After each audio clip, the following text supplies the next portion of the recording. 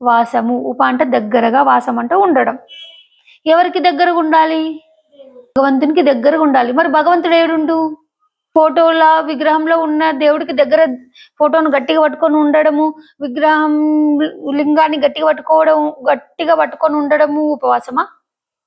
మరి ఉపవాసం దగ్గరగా ఉండడం, భగవంతునికి దగ్గరగా ఉండడం అన్నాం. మరి భగవంతుడు ఏడుంటాడు? మొత్తం ఉంటాడు. మన అందరూ ఋషులు, గురువులు, పెద్ద పెద్ద మహానుభావులు అందరూ ఏం చెప్పారు? సర్వాంతర్యామి భగవంతుడు సర్వాంతర్యామి అన్నాడు. మరి సర్వాంతర్యామి అయిన భగవంతుని ఎట్లా పట్టుకోవాలి? ఆయన దగ్గర ఎట్లుండాలి? ఉపవాసం, దగ్గరగా ఉండడం, నివసించడం, భగవంతునికి దగ్గరగా ఉండడం. మరి అంతటా ఉన్న భగవంతునికి ఎట్లా దగ్గరగా ఉంటాం మనం? భగవంతుడే కనిపిస్తలేడు కదా, మరి ఎట్లా దగ్గరగా ఉండాలి అన్నప్పుడు మనము సాధన చేయాలి. అంటే గురువు ఎట్లా ఉపవాసం చేయాలో తెలుసుకున్న గురువు దగ్గర తెలుసుకోవాలి. భగవంతుని దగ్గర ఎట్లుండాలి ఎవరు చెప్తారు? భగవంతుని పట్టుకున్న వాళ్ళే చెప్తారు. వాళ్ళెవరు? గురువులు. కాబట్టి ఏం చేస్తారు? భగవంతుని దగ్గరికి వెళ్ళే మార్గాన్ని చెప్తారు. ఎట్లా వెళ్ళాలి భగవంతుని దగ్గరికి, ఏ విధంగా ప్రయాణం చేయాలి, భగవంతుని ఎట్లా కలుసుకోవాలి, భగవంతుని మనం ఎట్లా ఆస్వాదించాలి. అర్థమవుతుందా? అయితే ఆ సోపానాలు, ఆ మెట్లు, ఇప్పుడు మనము తిరుపతికి వెళ్ళాలనుకున్నప్పుడు ఇంటి దగ్గర నుండి కాలరెక్కి మనకు అవసరమైన సామాన్లన్నీ పెట్టేసుకొని, బట్టలు, తిండి, స్నాక్స్ అన్ని పెట్టుకొని కాలరెక్కి పోతాం, ప్రయాణం అవుతాం. ఏడికి? తిరుపతికి. కాలరెక్కి పోతా ఉంటే ఒక్కొక్క ఊరు వెనక కోతుంటది 7 కొండలు ఎక్కుతాం, గర్భగుడిలోకి వెళ్తాం, దేవుని చూస్తాం. మరి ఇది కూడా భగవంతుని, అంతటా ఉన్న భగవంతుని చూడాలంటే ఒక్కొక్క మెట్టు ఎక్కాలి. అంటే మనం ప్రయాణం చేయాలి.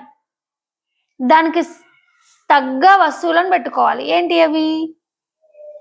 శ్రద్ధ ఉండాలి. శ్రద్ధ, అనన్య భావన పట్టుకొని ఉండాలి. గురువు చెప్పిన ఆ మంత్రాన్ని సాధన చేస్తూ శ్రద్ధతోటి, ఇష్టంతోటి, నేను ఎట్లయినా భగవంతుని తెలుసుకోవాలనే ఇష్టంతో సాధన చేస్తా ఉంటే ఒకానొక సమయమందు మనకు అనుభవాలు వస్తుంటాయి. లోపల అనుభవాలు వస్తున్నాయంటే మనం ఒక్కొక్క మెట్టు ఎక్కుతున్నట్టు. నీకు ఇప్పటి వరకు అనుభవాలు వచ్చినాయి కదా, కొన్ని అనుభవాలు ఎక్కడి నుంచి వచ్చినాయి? నువ్వు సాధన చేస్తే వచ్చినాయి. మరి అట్లా సాధన చేస్తూ ఒక స్థితికి వెళ్తాం. ఏ స్థితికి? ఆత్మస్థితికి వెళ్తాం. ఆత్మనే ఏమంటున్నాం మనం ఇక్కడ? అమ్మ అంటున్నాం. అమ్మల గన్నయమ్మ, ముగురం వల మూల పుటమ్మ, చాలా పెద్దమ్మ, సురారులమ్మ, కడుపారడి బుచ్చిని అమ్మ, దన్నులో నమ్మిన వేలుపుటమ్మ, నమనమ్మునలుండడి అమ్మ, దుర్గమాయమ్మ అంటున్నాం. ఆ శక్తినే, ఆ ఆత్మనే మనం ఏమంటున్నాం? అమ్మ అంటున్నాం. ఏం పేరు ఆమెకి? పార్వతీమాత అని పేరు. శక్తి. ఆ స్థితికి వెళ్ళినాక ఆ శక్తి మనల్ని ఎక్కడ తీసుకెళ్తుంది? శివుడి దగ్గరికి తీసుకెళ్తుంది, పరమాత్మ దగ్గరికి తీసుకెళ్తుంది. భూమధ్యంలో ఉన్నటువంటి ఆ పార్వతీమాత సహస్రారంలో ఉన్న ఆ పరమాత్మతోటి కలవడమే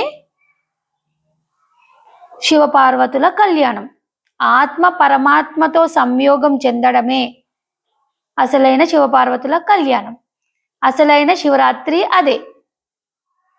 కళ్యాణం అయిన తర్వాత ఏం చేస్తారు? ఇద్దరు తాండవం చేస్తారు, శివతాండవం. ఇప్పుడు ఏమంటారు?